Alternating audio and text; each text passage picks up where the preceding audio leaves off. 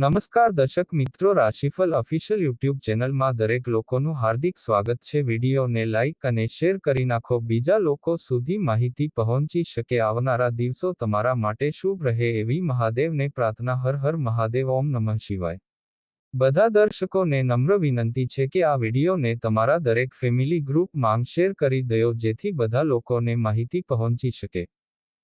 રક્ષાબંધને 90 વર્ષ બાદ દુર્લભ સંયોગ। 19મીએ બપોરે 1:32 સુધી રાખડી બાંધી શકાશે નહીં।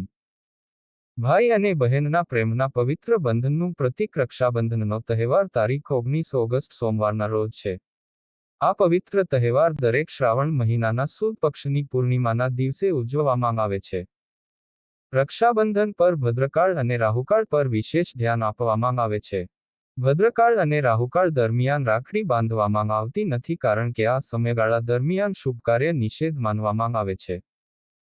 જ્યોતિષાચાર્ય જણાવ્યા અનુસાર આ પૂર્ણિમાના દિવસે ભદ્રાનો પડછાયો 19 ઓગસ્ટ સવારે 5:53 શરૂ થશે, જે બપોરે 1:32 સુધી ચાલશે।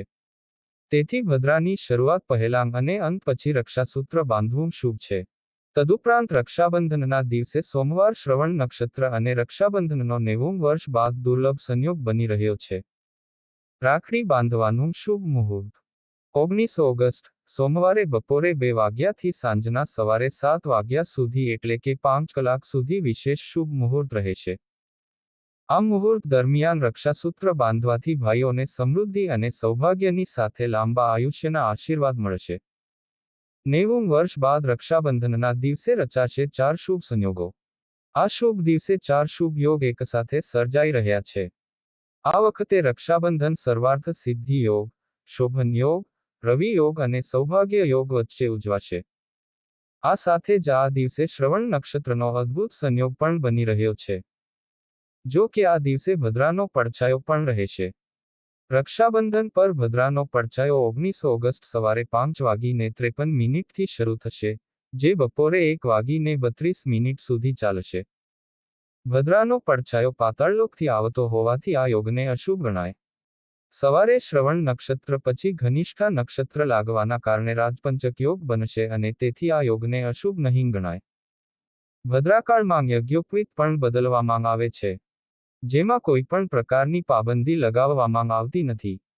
આ દિવસે ઋગ્વેદી અને યજુર્વેદી બ્રાહ્મણો જનોઈ ધારણ કરશે। ભદ્રામાં રક્ષાસૂત્ર કેમ ન બાંધવું જોઈએ?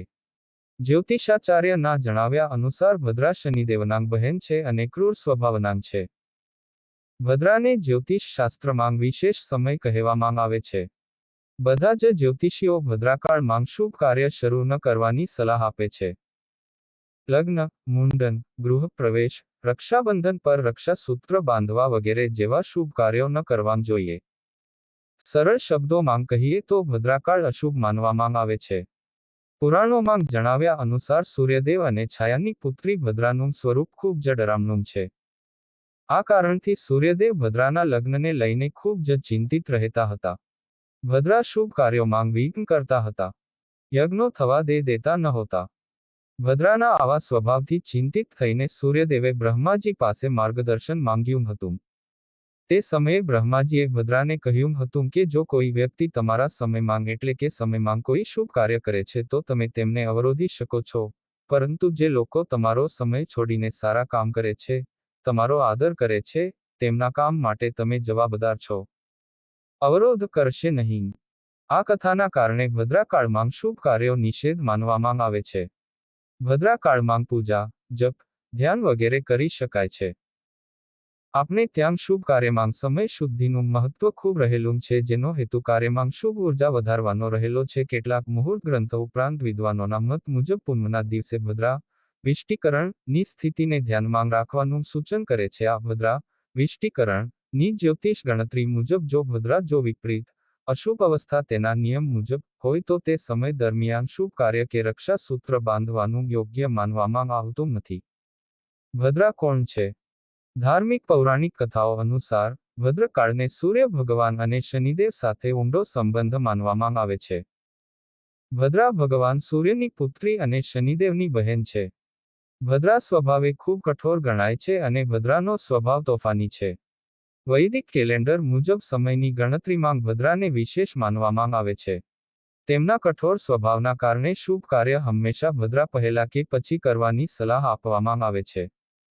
ભદ્રાને શા માટે અશુભ માનવામાં આવે છે? વૈદિક પંચાંગ અનુસાર ભદ્રાને અશુભ માનવામાં આવે છે. ભદ્રાકાળમાં કોઈ પણ શુભ કાર્ય કરવું શુભ માનવામાં આવતું નથી. પુરાણો અનુસાર એવું કહેવાય છે કે ભદ્રાના કઠોર સ્વભાવને નિયંત્રિત કરવા માટે બ્રહ્માજીએ તેને કાળગણના કે પંચાંગના એક મુખ્ય અંગ વિષ્ટીકરણમાં સ્થાન આપ્યું છે. ભદ્રા વિવિધ સ્થળોએ થાય છે. જ્યારે ભદ્રા મોઢામાં હોય છે, ત્યારે કામનો નાશ થવા લાગે છે. ભદ્રા ગળામાં બેઠી હોય તો ધનનો નાશ થાય છે. બીજી તરફ જો ભદ્રા હૃદયમાં બેઠી હોય તો જીવન નાશ પામે છે, પરંતુ જો ભદ્રા પૂંછડીમાં હોય તો ત્યાં કરેલા કાર્યમાં સફળતા મળે છે. આવી સ્થિતિમાં કોઈ પણ શુભ કાર્ય કરતા પહેલા ભદ્રા કાલની સાથે ભદ્રાનું સ્થાન પણ જોવા મળે છે. ભદ્રામાં રાવણને રાખડી બાંધવામાં આવી હતી. માન્યતા અનુસાર રાવણના સમગ્ર કુળના વિનાશ પાછળનું કારણ ભદ્રા હતું. પૌરાણિક કથાઓમાં એવું કહેવામાં આવે છે કે રાવણની બહેન શૂર્પણખાએ ભદ્રાકાળમાં ભાઈ રાવણને રાખડી બાંધી હતી, જે તેના વિનાશનું કારણ બની હતી. કહેવાય છે કે આ પછી રાવણ તેના આખા કુળ સાથે એક પછી એક ના સાથે જ એવું પણ માનવામાં આવે છે કે ભદ્રાના સમયે ભગવાન શિવ તાંડવ કરે છે અને ક્રોધની સ્થિતિમાં હોય છે. આવી સ્થિતિમાં આ સમય દરમિયાન કોઈ પણ શુભ કાર્ય ન કરવું જોઈએ. અન્યથા તેના પરિણામો શુભ નથી. એટલા માટે ભાઈને દરેક ખરાબ નજરથી બચાવવા અને તેમના લાંબા આયુષ્ય માટે ભૂલથી પણ ભદ્રામાં રાખડી ન બાંધો. ભદ્રા ક્યારે છે તે કેવી રીતે જાણવું? જ્યારે ચંદ્ર કર્ક, સિંહ, કુંભ અથવા મીન રાશિમાં હોય છે ત્યારે ભદ્રા પૃથ્વી પર રહે છે. જ્યારે ચંદ્ર મેષ, વૃષભ, મિથુન અથવા વૃશ્ચિક રાશિમાં હોય છે ત્યારે ભદ્રા સ્વર્ગમાં રહે છે. જ્યારે ચંદ્ર કન્યા, તુલા, ધનુ કે મકર રાશિમાં સ્થિત હોય ત્યારે ભદ્રા પાતાળ લોકમાં રહે છે. ભદ્રા જે લોકમાં રહે છે ત્યાં તે અસરકારક છે. રક્ષાબંધનના સમયે ચંદ્ર કુંભ રાશિમાં હોવાથી ભદ્રા રહેશે. તેથી જ ભદ્રા પૂર્ણ થયા પછી જ રાખડી બાંધવી યોગ્ય રહેશે. ધર્મગ્રંથોના ઉલ્લેખવામાં આવેલા 7 પ્રકારના રક્ષાસૂત્ર.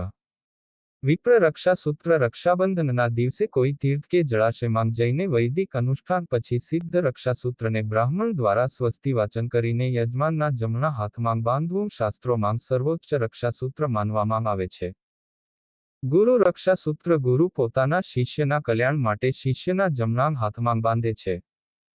માતૃ પિતૃ રક્ષાસૂત્ર પોતાના સંતાનની રક્ષા માટે માતા પિતા દ્વારા બાંધવામાં આવેલ રક્ષાસૂત્રને શાસ્ત્રોમાં કરંડક કહેવામાં આવે છે. સ્વશ્રુ રક્ષાસૂત્ર કુળ પુરોહિત અથવા વેદપાઠી બ્રાહ્મણના રક્ષાસૂત્ર બાંધ્યા પછી બહેન ભાઈના જમણા હાથમાં મુશ્કેલીઓથી બચાવવા માટે રક્ષાસૂત્ર બાંધે છે. ભવિષ્ય પુરાણમાં તેના અંગે ઉલ્લેખ કરવામાં આવ્યો છે. ગૌ રક્ષાસૂત્ર અગસ્ત્ય સંહિતા પ્રમાણે ગૌ માતાને રાખડી બાંધવાથી દરેક પ્રકારના રોગ શોક અને દોષ દૂર થાય છે. આ વિચાર પ્રાચીનકાળથી ચાલી રહ્યું છે. વૃક્ષ રક્ષાસૂત્ર કોઈને ભાઈ ન હોય તો તે વડ કે પીપળાના વૃક્ષને રાખડી બાંધી શકે છે. પુરાણોમાં આ વાતનો ઉલ્લેખ કરવામાં આવ્યો છે. અશ્વરક્ષા સૂત્ર જ્યોતિષ ગ્રંથ બૃહદ સંહિતા પ્રમાણે પહેલા ઘોડાને પણ રાખડી બાંધવામાં આવતી હતી, જેના દ્વારા સેનાની પણ રક્ષા થતી હતી. આજકાલ ઘોડાની જગ્યાએ ગાડીને રાખડી બાંધવામાં આવે છે. દરરોજ રાશિફળ મેળવવા માટે અત્યારે જ અમારી ચેનલને સબસ્ક્રાઇબ કરી નાખો અને બાજુમાં આપેલ બેલ દબાવી દો. ઓમ નમઃ શિવાય.